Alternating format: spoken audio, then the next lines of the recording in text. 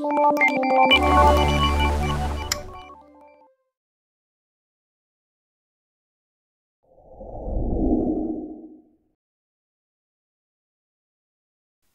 smart.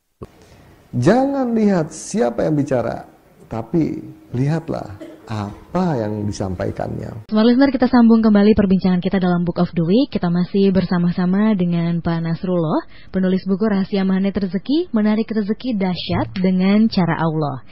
Assalamualaikum Pak Nasrullah. Waalaikumsalam. Kuantum magnet rezeki ini, rezeki datang atau rezeki dicari maksudnya? Apa saja ikhtiar kita agar rezeki itu jadi sebagai magnet? Oke. Jadi rezeki itu nggak perlu dicari. Oke. Rezeki itu datang sendiri kok. Asalkan kita betul-betul tahu caranya. Waktu itu saya punya anak 5, Mbak Meti. Ya. Anak saya yang kedua itu lulus SD. Kemudian ya biasa wisuda gitu ya, wisuda SD. Karena sekolahnya dekat, kita cuma naik motor aja gitu sama istri. Acaranya 4 jam, di jam ketiga istri saya demam. Keringat dingin. Terus kemudian bilang ke saya, "Bi, aku harus pulang nih," gitu. "Kenapa? Ini acara belum selesai," gitu. Terus kemudian, "Ini aku harus nyusuin," gitu. Yang anak yang kelima gitu ya. Terus kemudian akhirnya dia lari naik motor gitu ya. Karena rumahnya dekat ya, cuma naik motor aja untuk nyusuin anak. Saya bilang gini, wow, proses rezeki itu luar biasa ya. Bukan si bayi yang cari rezeki, tapi si ibu yang buru-buru datengin orang yang mau dikasih rezeki. Kita itu si bayi itu. Cuma selama ini kita terlalu nekat gitu. Kita terlalu nekat keluar dari rumah, nyebrang jalan gitu ya, terus kemudian nyari-nyari gitu ya, ibunya di mana. Apa yang terjadi? Yang terjadi jangankan dapat rezeki. Gitu.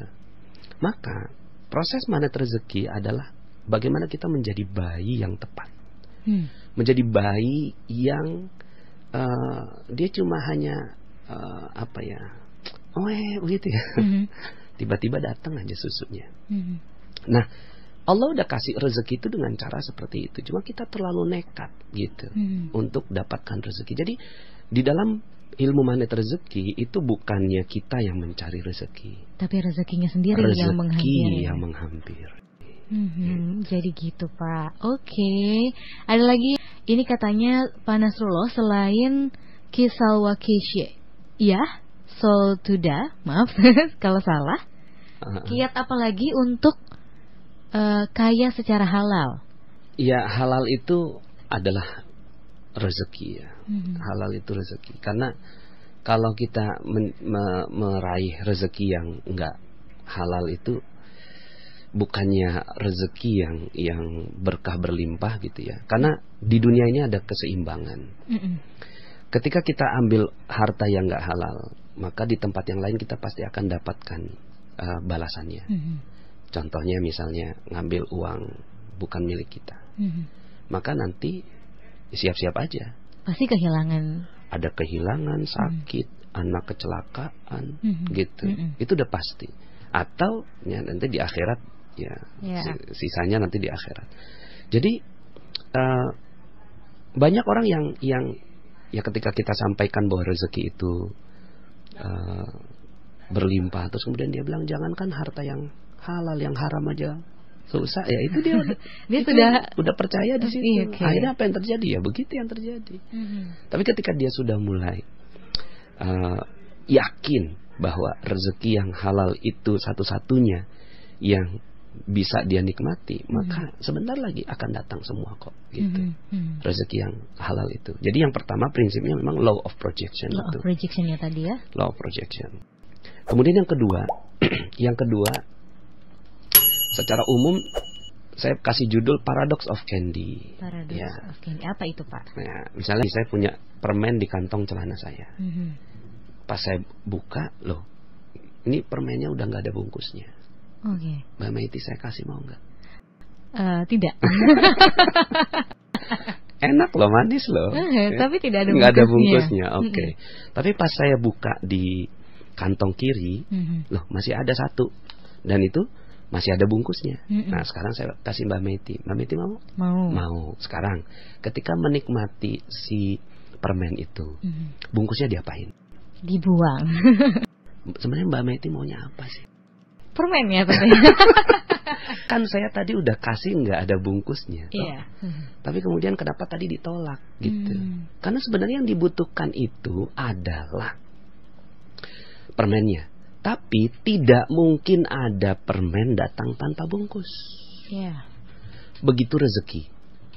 Rezeki itu datangnya dengan bungkus. Bungkusnya sesuatu yang kita nggak butuhkan. Kita nggak berharap itu datang pada kita. Kita nggak mau gitu. Tapi dia datang gitu. Maka ilmu magnet rezeki membuat kita akhirnya ketika melihat bungkus-bungkus itu, bukannya kita menolak, malah kita mengatakan bahwa yes, alhamdulillah sudah dapat bungkusnya. Sebentar lagi isinya datang. Oke. Contoh misalnya ada ibu-ibu, dia udah 4 hari ya, hujan terus begitu, ya, nggak ada matahari. Di hari kelima ada matahari, langsung buru-buru dia nyuci dan jemur. Tiba-tiba hujan lagi. Ngomongnya gimana biasanya? Ya hujan. Kan gitu. Nah ini, itu bungkusnya lagi datang sebenarnya. Allah kasih. Gitu, Tuhan kasih rezeki berupa apa? Hujan. Tapi si ibu ini nggak mau. Ya hujan. Maka apa yang terjadi? Oke. Ya langsung hilang semua. Ketika saya kasih permennya ke Mbak Meti, ini ada bungkusnya Mbak Meti. Oh maaf, saya nggak doyan bungkusnya. Gitu. Apa yang terjadi? Ya satu paket semua, bungkusnya dan permennya tidak didapatkan. Nah begitu juga dengan proses penciptaan rezeki. Banyak kenapa akhirnya bahasanya rahasia. Rahasia. Kenapa? Karena banyak orang nggak suka dengan hal-hal yang tidak diinginkan. Datang debt collector, nagih amanah. Nagih amanah. Bukan utang. Oke. Kita ubah ya kata-katanya ya. Gitu. Nagih amanah gitu. Banyak orang nggak suka. Padahal kalau seandainya dia mengatakan dalam hati, yes, alhamdulillah gitu kan. Ini bungkusnya datang gitu. Maka dia akan merasakan bahwa rezeki akan mengalir deras kepada dia. Karena malaikat, kan ada malaikat pembawa rezeki ya. Kalau ini kita namanya sama kan, Mikail, Michael, iya kan? Malaikat Mikail atau Michael ini dia seperti kurir, kurir pakai seragam, ya. Ada tulisannya Tiki JNE atau apa gitu ya. Malaikat Mikail atau malaikat Michael ini dia turun, bawa paket. Nah paketnya itu, gitu ya, itu pasti dibungkus. Kemudian datang ya, Bapak Nasrullah, betul Pak, ini saya dari langit mau ngasihin bungkus Pak. Loh saya nggak mau bungkus, saya mau isinya. Kata malaikat, oke. Dibawa lagi. Oke. Berapa kali kita ngusir rezeki? Sering sekali. Yes. Maka pantas aja kalau rezeki nggak datang. Maka sebenarnya bukannya rezeki nggak ada, kita yang menolaknya. Kita yang menolaknya. Sama seperti udara. Udara tuh bukan yang nggak ada, tapi kita yang nolaknya. Dan selama ini kita nolaknya begini, wah gitu ya. Kita tolak itu 5 menit aja gitu. Apa yang terjadi? Bukannya rezekinya datang, nggak nyaman malah. Sama dengan orang-orang yang terhadap rezeki seperti itu. Oke, baik. Nah, saya udah siapkan materi di beberapa materi ya, judulnya nafsi-nafsi. Nafsi-nafsi itu apa? Banyak orang ketika dia mau mengamalkan ilmu magnet rezeki, dia bilangnya gini, orang lain nggak melakukan, kenapa aku harus melakukan gitu. Sebenarnya yang butuh rezeki siapa sih? Iya betul. Yang butuh rezeki kan kita. Ya udah kita aja fokus, kita rapihkan. Nanti pelan-pelan orang yang akan di sekeliling kita itu berubah semuanya. Oke. Begitu. Jadi nggak usah mengharapkan suami berubah. Kita aja. Dimulai dari kitanya ya. Oke, Pak Nasrul, ini saya tertarik ketika membaca buku Rahasia Magnet Rezeki ini, dituliskan di situ ada beberapa orang yang menjadi guru gitu ya bagi Pak Nasrullah dalam mencari jawaban kunci keajaiban dalam kehidupan. Ini siapa saja mereka, dan di antara mereka nih siapa sih yang paling berkesan untuk Pak Nasrullah nih? Semua ya. Semuanya. Jadi saya tuh saya pecinta guru. Ya, jadi guru tuh bagi saya punya satu tempat paling spesial di hati saya. Makanya buku yang saya buat itu juga sebagai doa buat para guru-guru saya. Jadi semuanya punya peran gitu ya. Semua punya peran yang sama ya. Nah cuma sedikit saya mau cerita tentang ada satu guru saya namanya Ustadz Yusuf Mansur ya. Saya tuh tergila-gila dengan beliau karena wah saya lagi butuh banget nih penjelasan tentang magnet rezeki. Akhirnya ada Ustadz Yusuf Mansur yang menjelaskan tentang proses sedekah segala macam lah. Menurut saya tuh kok ajaib ya, dia bisa ngitung gitu ya. Ada orang yang datang, Pak Ustadz saya nggak punya anak. Emang punya anak mau yang cakep apa yang jelek? Yang cakep dong Ustadz. Kalau yang cakep sedekahnya sekian, yang jelek sedekahnya sekian. Gitu bilang, dia bisa ngitung ya gitu. Akhirnya saya ikuti semuanya, bukunya, kemudian saya ikuti semua ceramah-ceramahnya. Lalu kemudian saya save nomor handphone beliau di handphone saya.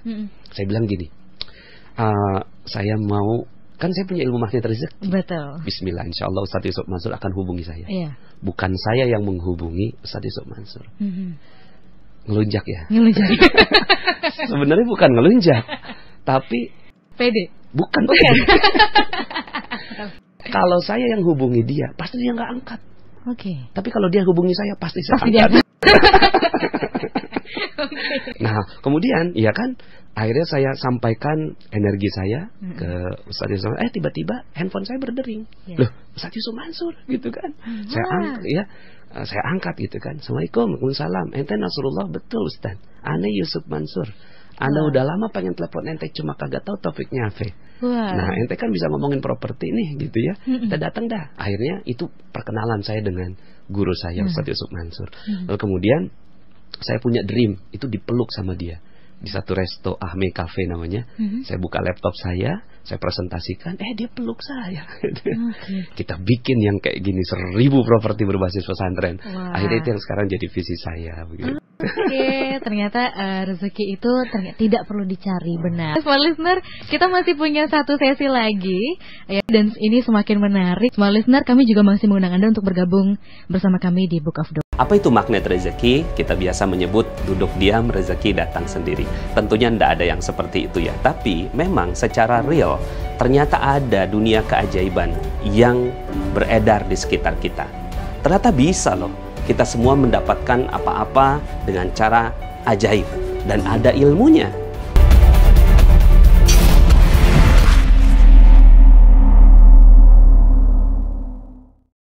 Hai guys, jangan lupa subscribe YouTube channelnya ya.